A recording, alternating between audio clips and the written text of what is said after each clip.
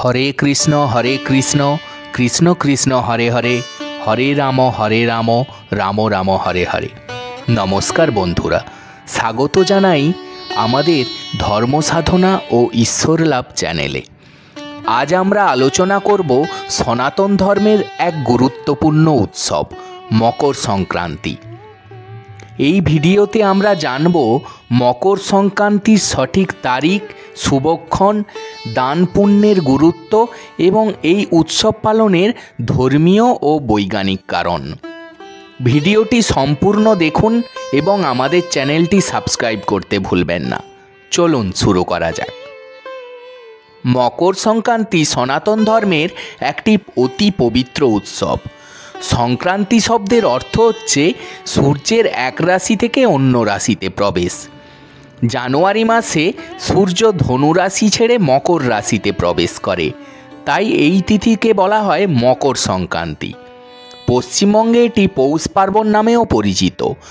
ভারতের বিভিন্ন প্রান্তে এটি বিভিন্ন নামে পালিত হয়, যেমন পাঞ্জাবে লোহরি, আসামে মাঘ বিহু, মহারাষ্ট্রে তিলগুড়, গুজরাটে উত্তরায়ণ এবং দক্ষিণ ভারতে পোঙ্গল।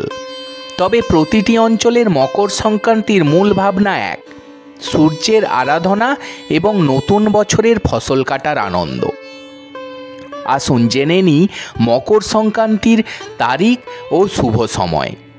এবছর মকর সংক্রান্তি পালিত হবে 14ই জানুয়ারি 2025।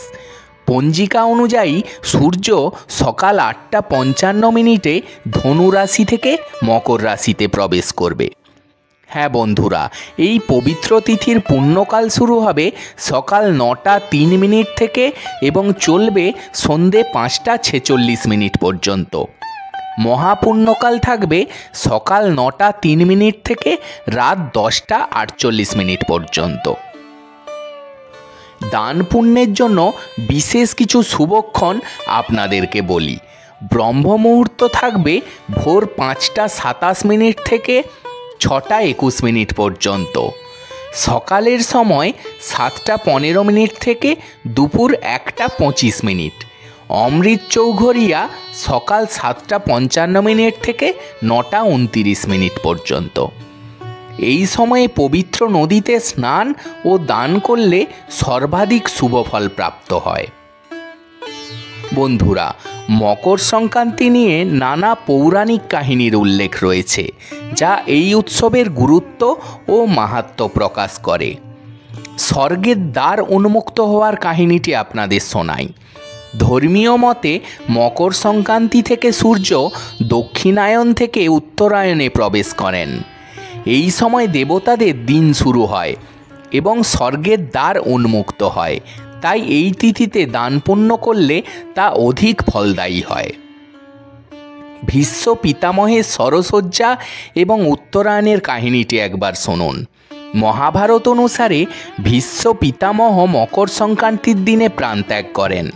বিশ্বাস করা হয় উত্তরায়ণের দিনে যে ব্যক্তি প্রাণত্যাগ করেন তিনি মোক্ষ লাভ করেন। পুরাণ অনুসারে মকর সংক্রান্তি তিথিতে সূর্য তার পুত্র শনির গৃহে অবস্থান করেন। এটি পিতা পুত্রের মিলনের প্রতীক। এ কারণে এই দিন সূর্যের আরাধনা করলে শনির দশার কষ্ট থেকে মুক্তি পাওয়া যায়। বৈজ্ঞানিক দৃষ্টিভঙ্গিতে মকর সংক্রান্তি একটি বিশেষ তাৎপর্যপূর্ণ দিন। এই দিন সূর্য উত্তর গোলার্ধে যাত্রা শুরু করে। এর ফলে দিন বড় হতে শুরু করে এবং শীতের প্রকোপ কমতে থাকে। ভারত সাধারণত কৃষি প্রধান দেশ। মকর সংক্রান্তির সময় ফসল কাটার মরশুম শুরু হয়। কৃষকরা এই সময় ধান, গম, আখ, চীনাবাদাম এবং অন্যান্য ফসল ঘরে তোলেন, তাই এটি কৃষকদের জন্য অত্যন্ত আনন্দের সময়।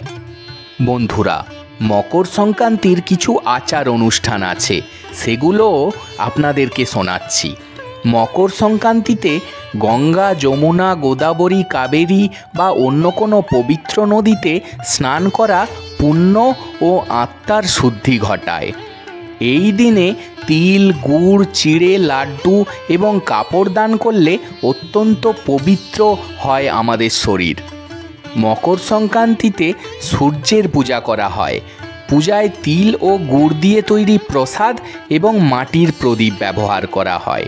পুজোর সময় অবশ্যই এই মন্ত্রটি উচ্চারণ করবেন। হে সূর্য সহস্রাংশ তেজরাশে জগৎপথে অনুকম্পায় মানভজ্ঞতা গৃহানাম্নং দিবাকর এস অর্ঘং শ্রী সূর্যায় নম।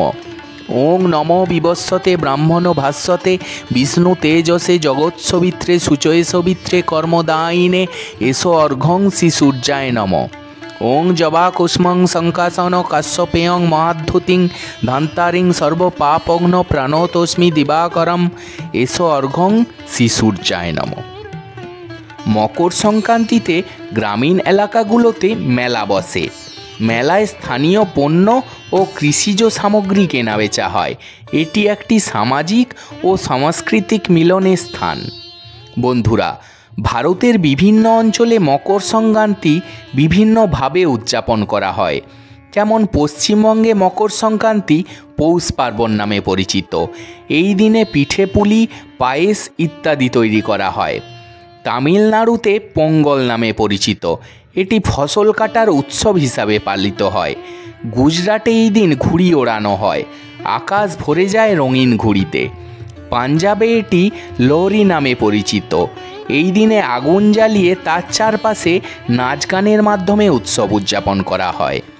মকর সংক্রান্তি শুধুমাত্র একটি ধর্মীয় উৎসব নয়, এটি প্রকৃতি ও মানব জীবনের মধ্যে সংযোগ ঘটায়। হ্যাঁ বন্ধুরা, এই দিন আমাদের শিখিয়ে যায় আলো, উষ্ণতা এবং দান করার গুরুত্ব। মকর সংক্রান্তি আমাদের শেখায় যে জীবনের প্রতিটি অন্ধকার কাটিয়ে আমরা আলোর পথে কিভাবে এগিয়ে যেতে পারি।